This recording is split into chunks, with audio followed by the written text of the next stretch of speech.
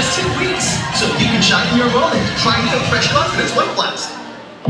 Seeking scholarship funds? Join Colgate Smash Strong for Brilliant. Tuition plan at graduation. Yeah, the Colgate Rights. Join to our website for a chance to win worth $6 million prizes. You do with Colgate. Let's all give a warm round of applause on stage for Miss Sarah Geronimo!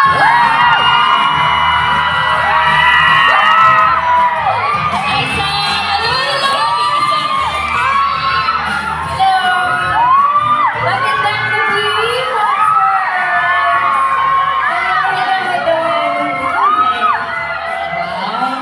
Miss Sarah, these are for you.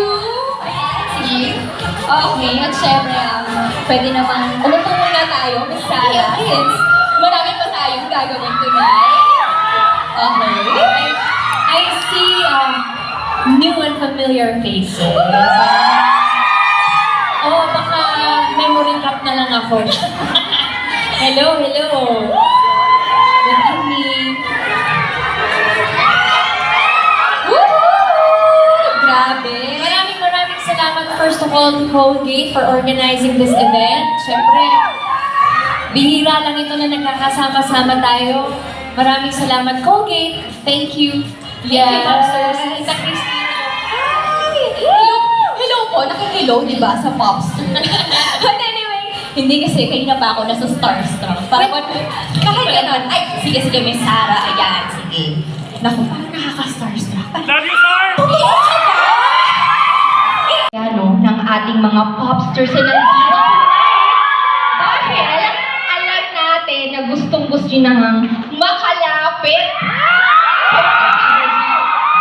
Hindi naman kami magkakalapit.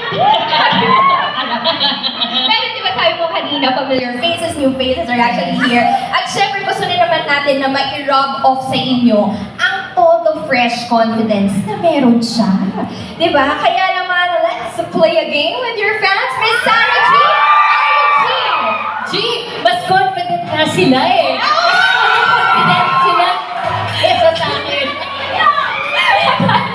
Oras na nga para ilabas ninyo ang todo fresh confidence at ang mga natatago niyong kaalaman kaya Miss Sarah. Dahil meron tayo limang lucky audience once again. Ang maitatawag natin on stage. Para makipaglaro kay Miss Sarah. Sino kaya itong mga ito?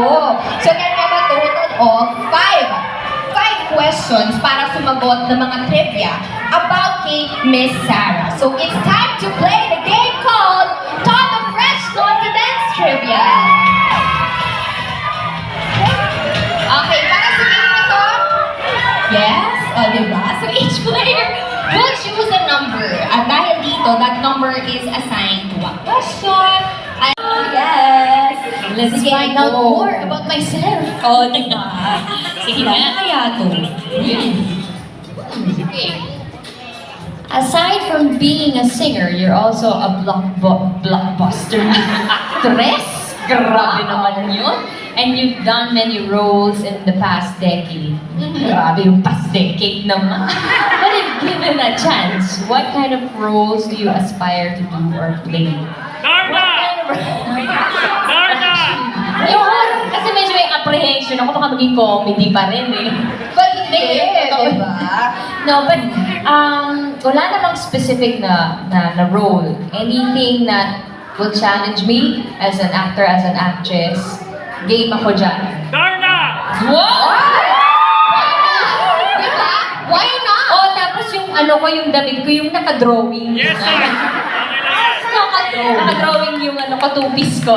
Okay lang ba sa inyo? Okay lang. Oo, okay naman daw. Miss Sarah G. Basta, magbibigay ng growth sa akin bilang actress. Okay lang siya. O, diba? Yeah. Kanino first question? Pang ano pala to? Pang pageant. Pang pageant eh. Okay, so next question. When do you feel most confident? When I'm with you guys. when I'm on stage and nandiyan kayo, nung night po na nandun ako sa LA for Billboard Women in Music event, at narinig ko na, nung nakita ko na may mga iilan-ilan na Pilipino doon ako nabigyan talaga ng confidence. Confidence to speak in our language, di ba, mag-Tagalog, okay lang kasi Pilipina ako. At magpakatotoo. Okay lang maging ako kasi ako naman talaga to, di ba? Parang there's no need to pretend. Di ba? Ang hirap kasi mag-pretend eh. Di ba? Yung magkakamali ka lang. Di ba? So either you like me for who I am or the opposite, okay lang. As long as I am real, I am true to myself, okay lang. Okay lang. Parang it's for me, it's better to be loved for who you are than to be loved for who you really are. Second question pa lang yun, guys. Marami pa. Grabe. Grabe yung mga sagot ni Miss Sarah. Grabe, napaka-confident, fresh din naman. Okay, so we have our third question. Miss Sarah G. Okay, how does it feel to celebrate 21 years in the music industry and also making a history as the first Filipino to be awarded at the Billboard's Women in Music Awards? Wow. 21 years. Yung totoo po, parang hindi ko naramdaman na, 21 years, matagal na yun ah. Parang 2 decades, no? Yes. So, grabe, sabi ko, yun lang alone, napaka-blessed ko, napaka-swerte ko na nabigyan ako ng mga katulad ninyo na totoo naman po, dahil sa inyo, kung bakit nandito pa rin ako, di ba?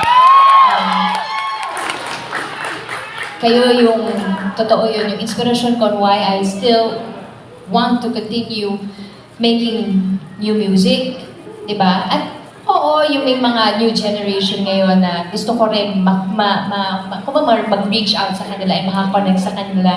But kayo talagang number one na inspiration ko kung bakit ako nagpapatuloy sa career ko.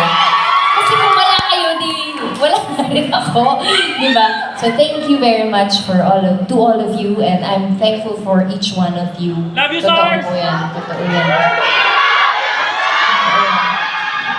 Grabe, ang dami nagmamahal sa'yo, Miss Sarah. Napapalinok. Ako din eh, parang, nandito na ako. Patabi kita, Miss Sarah. Sorry nasa Starstruck pa rin ako kaya ginagawa na nag-meet na kami backstage. But anyway, sige, tuloy natin ang kwentuhan. Yes. Question. Grabe, parang iiyak yata ako eh. Oo nga, Miss Sarah, may nakita ko, may so tiri-eyed ka na siya. Okay. Despite all your struggles, wow. What is the biggest lesson you learned in your life? Yun. Oh. Alam nyo, talagang, I think lahat naman po tayo may mga struggles sa buhay. Struggles sa buhay natin. Pamilya, struggles sa mga sarili natin, inner struggles natin. Bakit ganito ako? Bakit sila ganun? Bakit ako ganito? Diba? Nasabi ko po yan sa speech ko. Yung speech ko po na yun, that's my message for myself.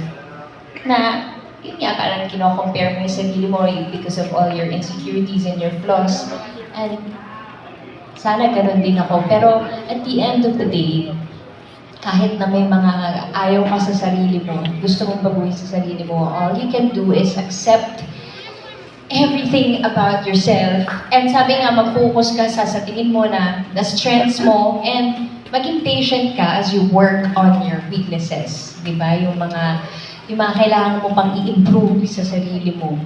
Huwag kang mag-give up sa sarili mo na parang, hanggang dito na lang ako, magsa-self-pity ka, wala, ganito na lang ako. Parang continue striving, continue parang improving yourself to become a better person. Parang ganun. Alam mo, hindi yan madali because may mga days, kulit ano, may mga days na kahit ako parang na-overwhelm ako, feeling ko, ito, hanggang dito na lang ako, pero wala. Gigising ka pa rin, maliligo ka, titingnan mo ang sarili mo sa salamin, at you have to choose to accept what you see in the mirror and love that person that you see in the mirror, kasi walang ibang gagawa nun kung hindi ikaw lang. Kahit na ang parents mo, they love you, love you unconditionally, your husband, your family, pero ikaw pa rin ang magmamahal na buo sa sarili mo. Aside from God. So, yun. Okay lang ba, Miss Sarah? Meron ba tayo Parang finale na kasi ata yun. So, okay lang ba? Grabe yung mga tanong nyo eh. Nagulat din ako, Miss Sarah. First time ko lang yung makita yung mga question. I mean, marinig yung mga...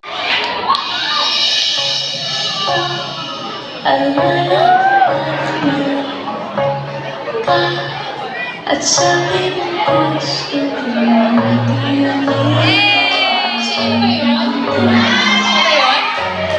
In my 20 years as a pastor, I know that I chose the right person to be my inspiration for the rest of my life. Go, Tita Christine! Rate ko from 1 to 10, 1,100 billion over 10.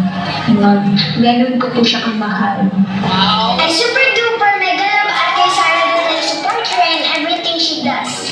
As much as we could, I will support her in her concerts, advocacies, movies, and many more.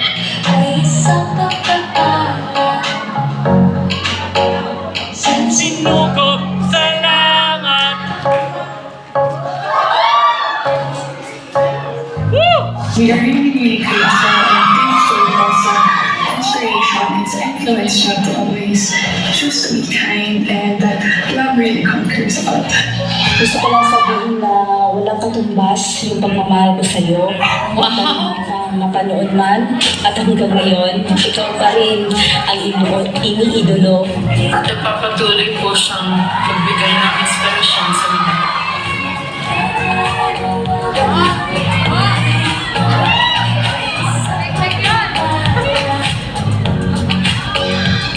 Sinugod sa langat. Sarah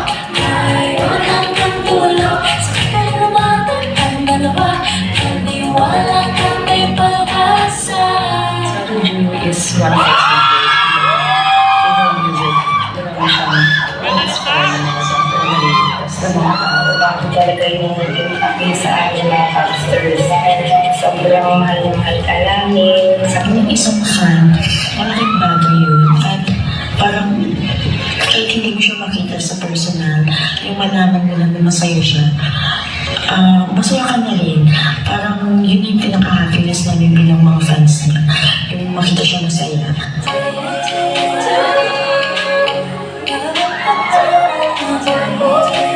Napaka-totoong tao niya, napaka-humble, mahal na mahal kita, and I will be your forever fan. Sobrang proud po ako kay Ate Sarah sa mga achievements po na narating mo. And I love you, Ate Sarah, and I hope to see you soon. Walang exact words eh. Basta she's perfectly imperfect.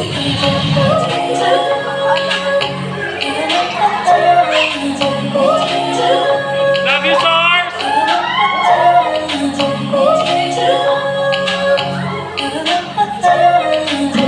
Natulog na sa bawat fans na natatouch niya. Thankful lang sa presence mo. Only through you, I met some wonderful people in my life that became also my family ko.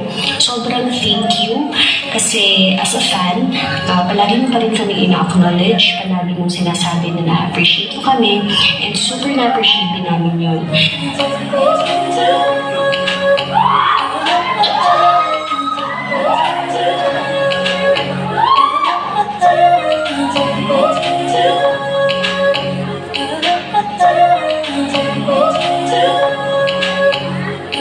Kahit nasa agenda ako ngayon, kahit nasa sound ako, never ko siyang nakalimutan kahit sa araw kasi nag-iisa siya dito sa puso ko. Walang numbers, walang sa tulungan. As long as nandyan ka, nandito kami para sa'yo. And we are truly grateful for the joy and positivity she brings into our lives. We love her as much as we love ourselves.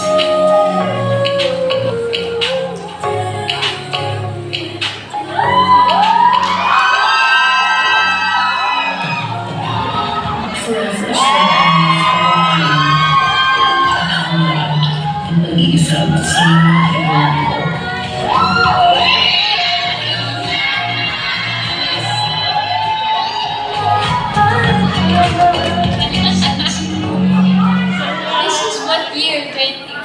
naman kayo. Wow. 0016. Okay, ready? 7,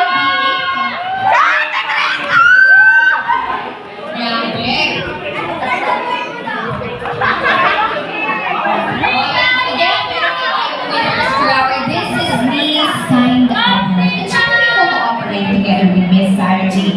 Next up is we also have